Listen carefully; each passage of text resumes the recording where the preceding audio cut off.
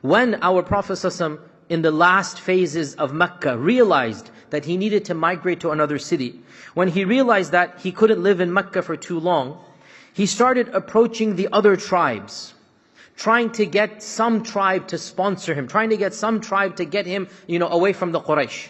And he would go and target the famous tribes, the powerful tribes. It made sense. You target the tribes that are established. He would target the Hawazin, the Kinda. These are names of tribes that have tens of thousands of people. They have large settlements. And one day, as he's laying out his plan, and Abu Bakr radiallahu anhu was his main secretary, and saying, okay, we're going to go today to this tribe, and we're going to go to that tribe. And he mentions two of the big tribes they're going to talk to. And the goal of talking to them was to see if they would be willing for the Prophet to migrate from Mecca to their lands.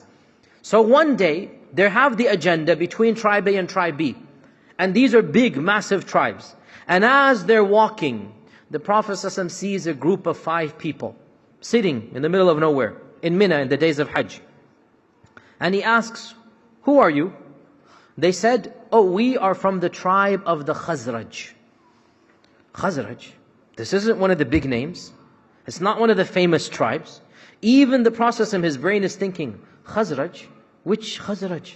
Oh, the Khazraj of Yathrib. Is that Khazraj? The Khazraj of the city of Yathrib. Remember, Medina was called Yathrib before it was called Medina. The Khazraj of Yathrib. They said, yes, the Khazraj of Yathrib, that one. So the Prophet said, can I sit with you? Do you have some time?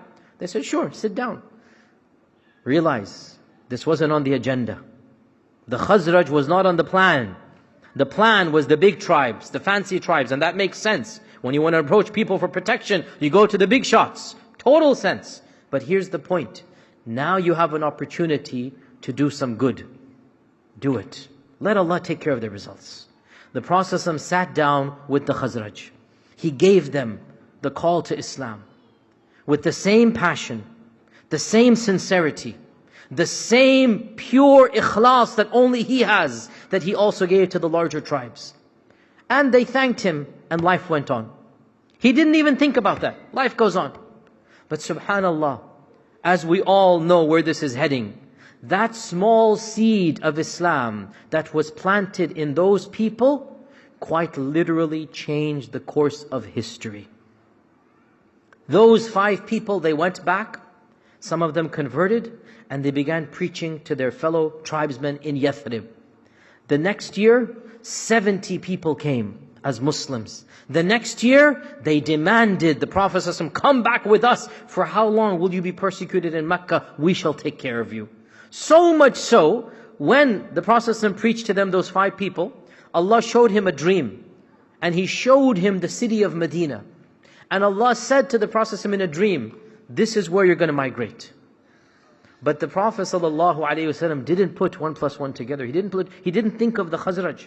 And he thought, maybe the people of Yemen that I had spoken to, the big guys, one of those big tribes, they're going to convert. Because Yemen was also green and luscious. When he saw Medina, he didn't see a nameplate of Medina. He saw date palms and he saw water wells, and that's not Mecca. And the voice said to him, this is where you're going to migrate. The Prophet ﷺ said, when I saw the dream, my imagination and my desires went to Yemen. But lo and behold, it turned out it was Yathrib or Medina. Meaning, even the Prophet ﷺ did not recognize what had just happened with the Khazraj.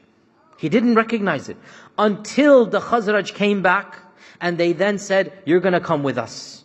We're not going to let you be persecuted. We're not going to let the Muslims be killed in Mecca. We will give you our safety and our promise. And the rest, as we quite literally know, is history. Literally, the history of Islam changed because of the hijrah, because from weakness to power, from having no state to being the leader of the state, etc., etc. How did that begin? Once again, there's this minor act over here, and that is the act of preaching to people that weren't even on the agenda. An opportunity came to do good, and the Prophet ﷺ did it.